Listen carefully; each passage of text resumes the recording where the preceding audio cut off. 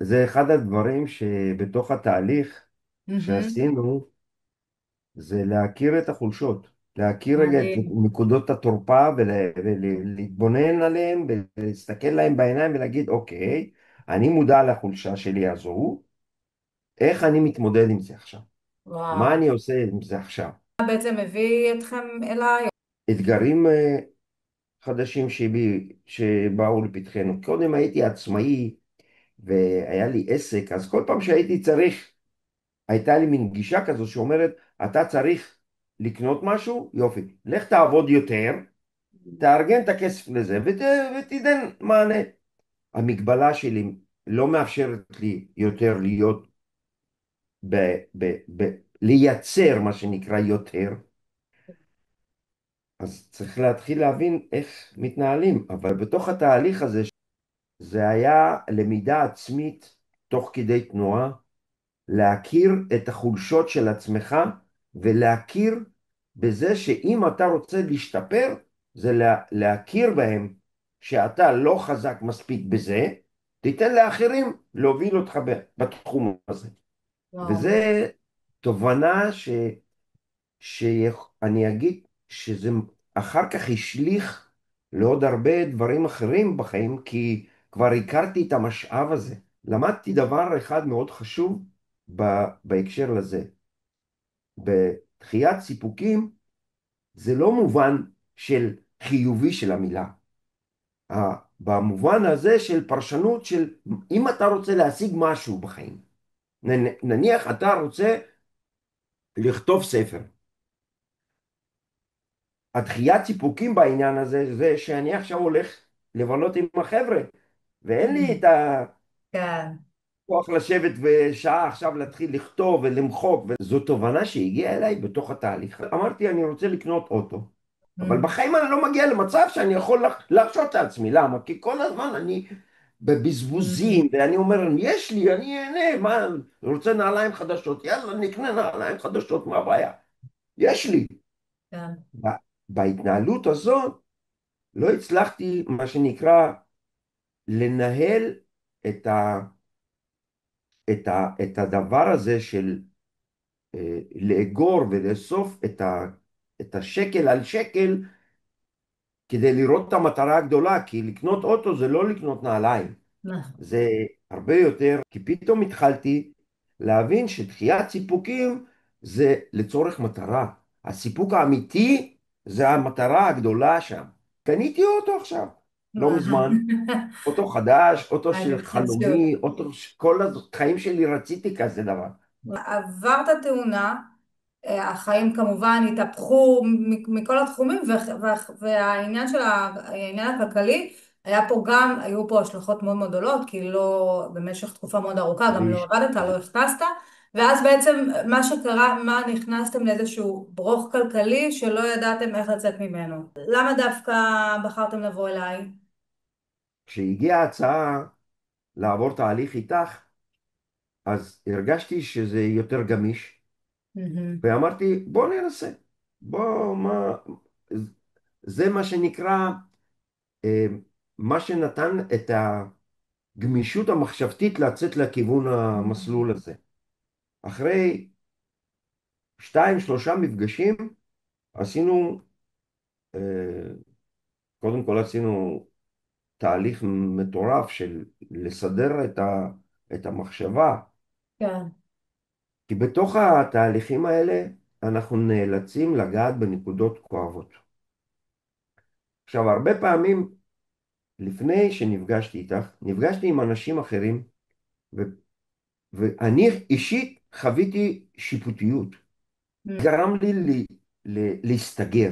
זה גרם לי, כאילו הרגשתי איזה יהירות, וואו. התנסות, וואו. וזה כל כך סגר אותי. במפגש איתך לא חוויתי את זה. וואו. לא הרגשתי שיפוטיות. לא הרגשתי אה, שאת יודעת יותר טוב ממני או משהו כזה. אגב, בחלק מהסיטואציות אני הרגשתי כאילו שאת מזדהה איתי, כאילו שאת מכירה את זה. את, את, כן. את מזדהה עם, עם התחושה הזאת של למה אני צריך לדחות סיפוקים. וזה אחד הדברים שבעצם אפשר Mm, לתהליך להתקיים, כי תהליכים מהסוג הזה, לרוב הם לא מצליחים כבר מההתחלה. אם mhm, בהתחלה אין את החיבור הזה, את הלסמוך אחד על השני. mhm. זה מערכת פיננסים, זה מערכת אמון. נכון. אם אין אמון, זה לא יכול להתקיים. איזו בעיה או רצון היה לך לפני שבעצם הגעתם אליו, או לפני שהתחלתם את התהליך? כשאנחנו הגענו לתהליך, אני ואורית, היה לנו חילוקי דעות על התנהלות יומיומית. אלחנן של פעם היה אומר, אני רוצה לקנות מזגן. יוצא מהבית עם כלב, לטייל, ופתאום חוזר עם מזגן הביתה. ספונטני. כן. הכי, הזדמנות תח קונה. ולא מבין שפה צריך חישובים מעבר. עכשיו, המזגן יגיע, צריך להתקין. מתקין זה עוד 500 שקל. האם לקחת את זה בחשבון? עכשיו, בתוך התהליך איתך, הבאתי לידי ביטוי את הדבר הזה. פתאום היום, כשאני הולך לקנות נעליים, Mhm. כן? אני אומר נעליים כי זה כן, כזה יומיומי כביכול. כן. גם אז אני שוקל ומסתכל ו, ומתכנן כי, כדי לא להיכנס לסיטואציות שאני לא רוצה לחזור אליהן כמו Mhm. פעם. מה אני לוקח מהתהליך הזה ליום כן, יום שלי היום, גם אחרי, זה כן. זה. זה ההתנהלות הזאת של לא משנה מה גודל העסקה, לב- להתחיל לבדוק אותה בכל הפרמטרים האפשריים לפני קבלת החלטה. איך הייתה החוויה בתהליך הזה, של התהליך הזה? נדהמתי, אני אגיד ככה. Mhm. נדהמתי לגלות כמה הייתי חסר אחריות. וואו. חסר אחריות במובן הזה של לקבל החלטות בלי לבדוק את הדברים. הכי הדהים אותי, את שאלת שאלה שהכי מתבקשת בתוך התהליך הזה, האם אתם יודעים כמה הוצאות יש לכם בחודש? Mm. איזה מדהים. ואנחנו כולנו, יש לנו תשובות בשלוף. אני 15,000, 20,000. כן. ואז את אומרת, יופי, מצוין. עכשיו, לכו לעשות שיעורי בית. קחו את הזה ואת הזה ואת הזה, ותוציאו. עכשיו אני, באותו שנייה שאמרתי את זה, אמרתי, וואה, עכשיו תלך כרטיסי אשראי, תוציא, ותדפיסים, ותבדוק, ותבדוק שורה שורה, ותרשום. אז אורית הייתה לצידי, אמרה, אני אעשה את זה. אתה רק אה, תביא את כל מה שקשור אליך. כן. בסדר, יאללה.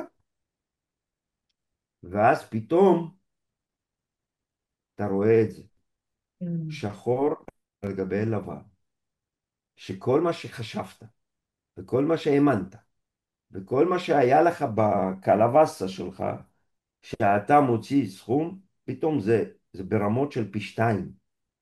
Mm. אני אומר, וואו. הבעיה היא שאנחנו, בגלל שאנחנו לא למדנו בשום מקום איך להתנהל כלכלית, אז תמיד עסקנו בכיבוי שרפות. מה הכי קל לכבות שרפות? איך? Mhm. להלוואות, ללכת למקום כן, הקל. אתה כן. הולך לבנק, אומר לך, בוא חביבי, ניתן לך הכל, בבקשה. אין בעיה, לקחת הלוואה, נכנס אוויר לריאות, הבנק נרגע, אז אתה רואה בשורה לא באדום, סוף סוף משהו בירוק, כן. ואז מגיע הפירעון, ואז חודש שני, אבל בינתיים החיים ממשיכים, ההתנהלות אותה התנהלות, ואז שוב מתחיל בור, ואז שוב נהיה אדום בשורה. אז אני אומר, טוב, אולי חודש הבא יסתדר, אני זה. לא, פרעת את ההלוואה הראשונה, אתה כבר חושב על כיבוי שרפה של ההלוואה השנייה, כי אתה כבר מגיע לשורה, לתוך המסגרת כן, עוד מעט, כן. אוטוטו, ואתה אומר, אני בן אדם מחושב, אני לא אגיע למסגרת. אז מה אני עושה? הולך לבנק, לקחת הלוואה נוספת. וואו. פרתי בור, לא רק לעצמי, Mm. לכל המשפחה. עשינו את התהליך הזה והבנתי את ההתנהלות הכל כך חסרת אחריות שלי, אז כל החיים שלי השתנו בעצם. אז היום אני יודע, אני מנהל תקציב של הכנסות, ולוקח בחשבון שאני צריך להוציא הוצאות פחות מהכנסות, לא יותר, פחות כן, מהכנסות. למה? כי יש גם דברים שהם מה שנקרא בלתי בלתי צפוי. צפויים, וזה ללמוד התנהלות. תשמעי, אני יכול להגיד לך דבר אחד, בתוך התהליך שאני עברתי איתך, בתוך ה- ההתנהלות שלי עם עצמי, מהמם. הייתי רוצה להמליץ את זה לאנשים מסיבה אחת פשוטה, מה שזה עשה לי, אני רוצה שזה יעשה לאנשים וואו. כמוני, שכרגע סובלים ולא יודעים, ולא חושבים שאין אופק בכלל. מהמם.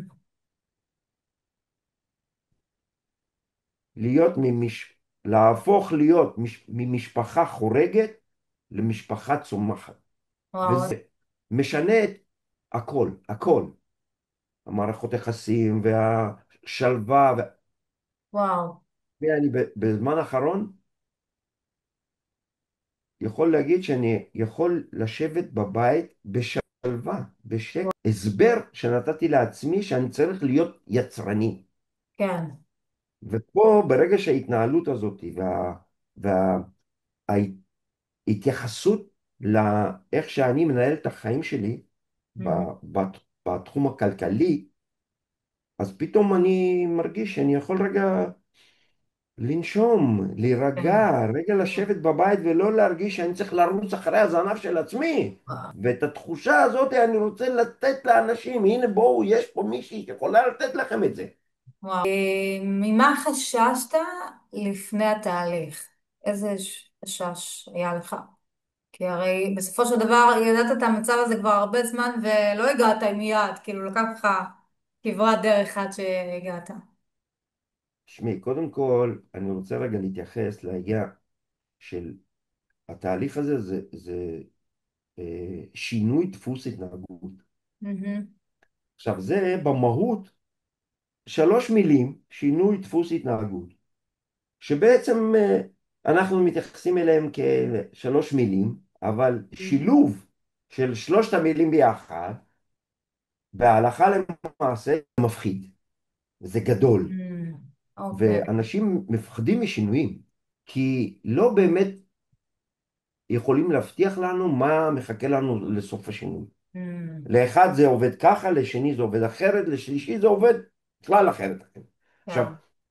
בתוך התהליך הזה, שנקרא אה, התפתחות אישית ברמה התודעתית של מה הכרתי לפני לא היה מספיק טוב. מהמם. אז יש פה המון שאלות שנשאלות, מה זה אומר עליי? שאם אני התנהלתי ככה הרבה שנים וחשבתי שאני כן. מצליחן, כן. מה זה אומר עליי? כי יש פה הרבה הרבה חששות שהשאלות האלה אנחנו לא נדע לתת עליהן תשובה. מה יש לך זה להגיד לאנשים תהליכים. האלה שחוששים משינוי? מה היית רוצה להגיד להם? תראי, אני אגיד מאוד פשוט. מהמם. בן אדם שרוצה לעשות שינוי, קודם כל מתחיל מעצמו. מה הסיבה שהוא מרגיש שהוא רוצה לעשות שינוי? הוא לא מהמם. מרוצה מהתוצאות שיש לו, הוא לא מרוצה ממה שקרה לו עד עכשיו, או הוא עשה דברים וקיבל תוצאות לא לשביעות רצונו. זו הסיבה האמיתית. ולכן אני אומר לאותו אדם שכרגע שוקל, או כרגע רוצה, או כרגע מוכן רגע לעצור ולשמוע מה התהליך הזה ייתן לו. עצם העובדה שהוא אומר, אני אעצור רגע להקשיב, זה בגלל שהוא יודע שמשהו אצלו בעבר לא עבד לו. לא מהמם. משנה מה זה בכלל, בעבר שלו. כן. וזה שלו, הוא לא חייב לתת דין וחשבון, לפחות בשלב הזה, לאף אחד. נכון. אז אם הוא רגע עוצר ואומר, אוקיי, אני יודע שמשהו לא עובד לי, בוא אני אנסה רגע להקשיב אם יש משהו אחר בעולם הזה. כן. וזה משהו שהוא יוצר את הפתח בתוך המעגל הסגור. כי אם זה מעגל סגור, אז הוא כל הזמן יהיה בתוך המעגל, אין שום אפשרות אחרת לצאת מהמעגל. לצאת מהמעגל זה אומר לפתוח טיפונת. הפתח הקטן הזה, שברגע שהוא יעשה את העיגול ויגיע לפתח הקטן, יתאפשר לו לראות משהו אחר, מעבר למעגל שלו. וברגע שהוא יראה את המשהו אחר, אז יכול להיות שזה בהתחלה ישאל, יפתח אצלו שאלות, או אני אגיד ככה, הוא יראה הזדמנויות בתוך Mm, הדברים החדשים. וכל אחד זה עובד אצלו כן, בקצב שלו. מה התהליך הזה, או מה התוצאות של התהליך הזה הביאו אליי בתור בן אדם. השלווה הזאת שאני מדבר עליה, כן, שרגע אחד להיות רגוע ו- ו- ו- ולא באטרף הזה שהייתי כל החיים מרגיש, וכל הזמן כן, רוצה לברוח, כל הזמן. עכשיו, זה בתחום האישי. בתחום החברתי אתה פתאום יותר פתוח לאנשים, ואתה לא שופט יותר אנשים. וואו, מערכות היחסים שלך השתפרו פלאים, כאילו עם כולם, עם וואי, כולם. כמובן זה מייצר איזה שהן הזדמנויות חדשות, אז mm, פתאום אני יכול להיות משמעותי בעשייה שלי, כן, האישית, גם לאנשים דרך הפוליטיקה המקומית. אני היום חבר מועצה ואני משפיע בתוך תהליך קבלת ההחלטות, ואני אצבע חשובה בתוך וואו, ההחלטות, בתוך הזה, לכלל האוכלוסייה, על אחת כמה וכמה לאנשים עם מוגבלויות, שבעצם אני מייצג אותם בתוך התהליך הזה, מדהים. בתוך המועצה. אז הרבה דברים פתאום נפתחים, וכמובן אני מרצה שתמשיכי לגעת באנשים כמו שאת אמן, נגעת בנו, במשפחה שלנו, אמן, ואני מקווה שאת תפיצי את האור הזה, כי יש הרבה אנשים, הרבה משפחות שמפחדים לעשות את המהפכה בחיים שלהם, מהפכה בחיים.